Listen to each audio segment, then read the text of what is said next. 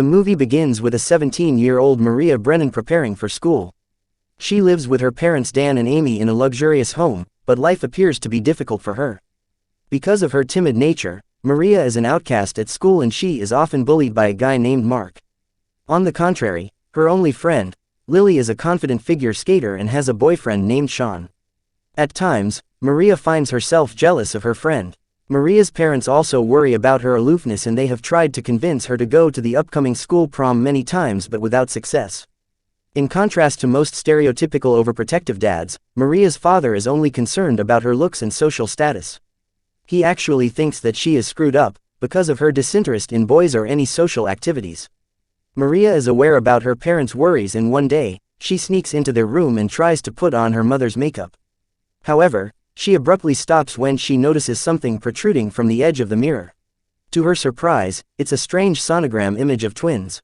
In the middle of the night, Maria is in the bathroom, when suddenly, her reflection in the mirror stares back at her, causing her to lose her balance and fall. She quickly gets up and clears the steam from the mirror, gradually revealing her reflection. To Maria's utter shock, the reflection continues to move, prompting her to run away in horror. The following day, Maria tries to tell her parents about the incident but as expected, they brush her concerns aside. Later at school, Maria is once again bullied by Mark as he trips her and makes her fall to the ground. Everyone only laughs at her, but surprisingly, Sean appears out of nowhere and helps her up. He even shoves Mark and warns him to stay away from her. This act of kindness excites Maria as no one has ever stood up for her before. After school, she takes a relaxing bath, remembering her earlier encounter with Sean. But she is soon troubled by the sound of a baby's cries. The images of Maria's own birth flash in her mind and disturb her peace. Afterwards, she finds it difficult to fall asleep. Suddenly, a voice calls out her name, prompting her to investigate. Lo and behold, it is revealed to be her own reflection in the mirror. Maria is initially scared but she soon works up the courage to speak to her. The reflection calls herself Iram and claims that she is Maria's complete opposite, confident, charismatic and dominant. The two then chat for a while and discuss their likes and dislikes. As they become friends, Iram offers to assist Maria overcome her problems and become more confident. The next day, Maria surprises her parents by announcing that she wants to go to the prom. Moreover, later at school, she expresses interest in learning how to skate for winter prom. That evening, Maria goes to her father's clinic to spend some time with him. As she watches him get close to a female client, she suspects that he is having an affair. On the way back home, Dan asks her to visit him at the clinic tomorrow for an early birthday present. When Maria shares this with her reflection that night, she is told that her father is a bad person who only cares about himself. Maria obviously doesn't buy this, so she defends her dad, saying that he is planning to gift her a car. However, the next day, Dan surprises Maria with a cosmetic procedure instead. He tells her that he wants to fix her unusually large ears and nose.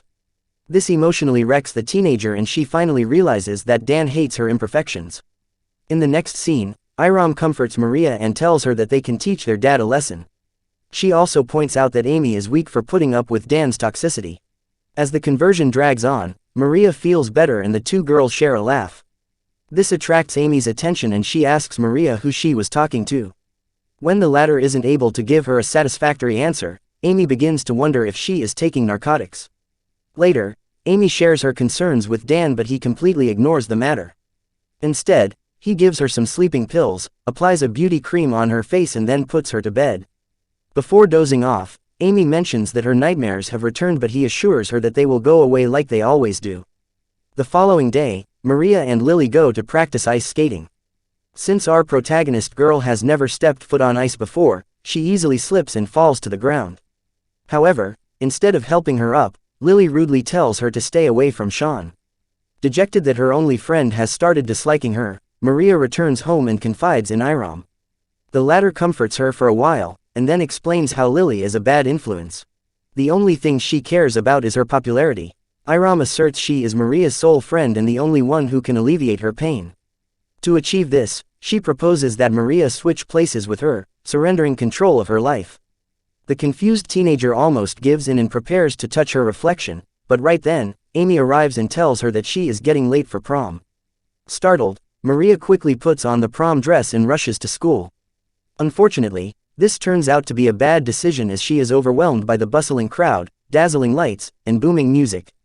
Fearing the possibility of falling, Maria finds it difficult to let go. She prepares to leave, but Sean approaches her at the last second and extends his hand, offering support. Maria happily accepts, and so the two make their way to the center of the rink and start dancing in each other's arms. Lily, who is nearby, watches all this go down and becomes envious. So, she deliberately startles Maria, making her lose balance and fall to the ground. Sean tries to assist her, but Lily intervenes, preventing him from doing so. To make matters worse, the bully, Mark, arrives at the scene and starts pulling Maria across the rink. All the students simply watch her scream and plead for help, completely disregarding how she is feeling.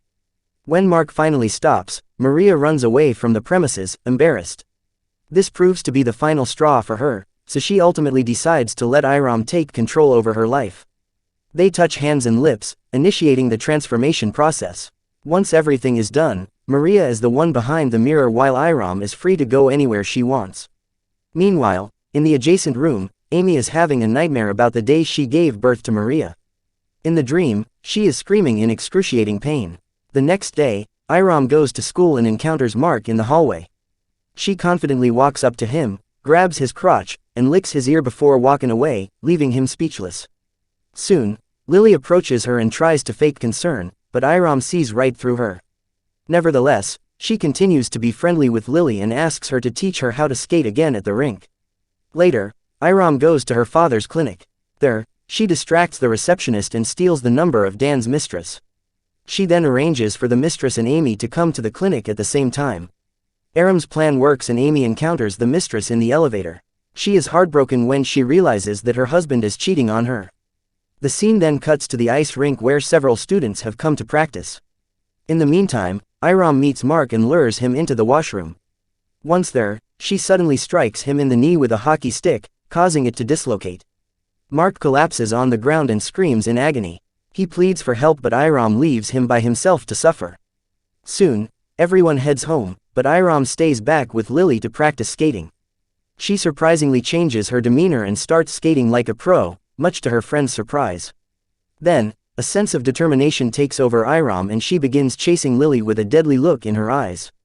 Scared, Lily tries to get away from her but ends up stumbling and hitting her head on the hard cement. She profusely bleeds but Iram only watches her slowly succumb to her injuries. After a while, Iram calls the authorities and informs them about Lily's accident, while pretending to be scared and worried for her friend. In the phone's reflection, the real Maria is seen crying. Later, Iram returns home and a detective arrives to interrogate her but Amy convinces him to return at another time. In the bathroom, Maria confronts her about the murder, but Iram menacingly says that Lily deserved it. Hearing this, Maria becomes scared and expresses her desire to exchange positions again, but Iram refuses, saying that she is not done yet. The scene then cuts to Lily's funeral. There, the detective offers his condolences to Sean and makes eye contact with Iram. This makes the latter uncomfortable and she proceeds to leave. However, Sean stops and embraces her. Later that night, Iram sneaks out of her house to visit Sean. He takes her to his room and offers her a joint. As they discuss their lives, Iram positions herself in front of Sean and looks into his eyes. She then reveals that she has been fantasizing about him and begins touching him down below. Sean tries to stop her at first, but soon, he eventually gives in and the two make love. The following day, Iram goes on a dinner date with her father.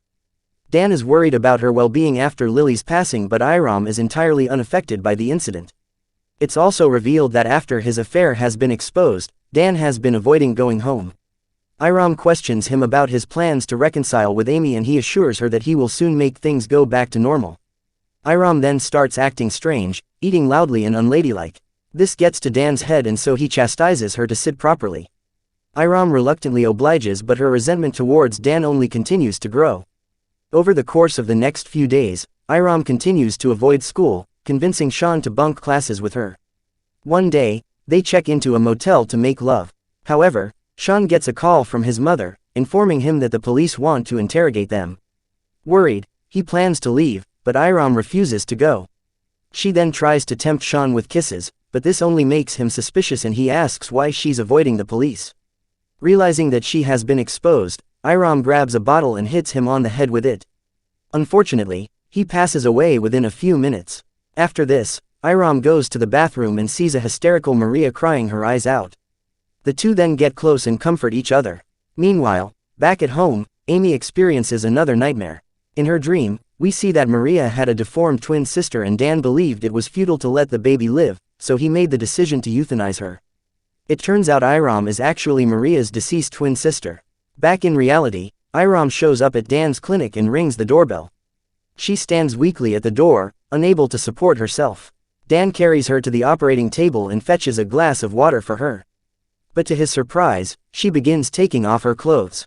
Enraged, he demands that she put her clothes back on, but Iram begins to remove the rest of her garments. She then questions her father if he finds her beautiful. Dan reluctantly says that she is beautiful, but then she inquires if he would still love her even if she had deformities. Once again, Dan replies in the affirmative, saying that he would love her unconditionally, regardless of any imperfections.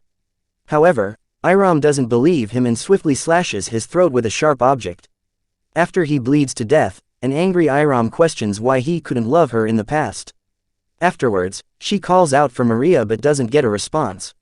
So, she returns home and lies next to a dazed Amy. The final scene concludes with shimmering reflections and a depiction of Amy embracing both her daughters in her arms.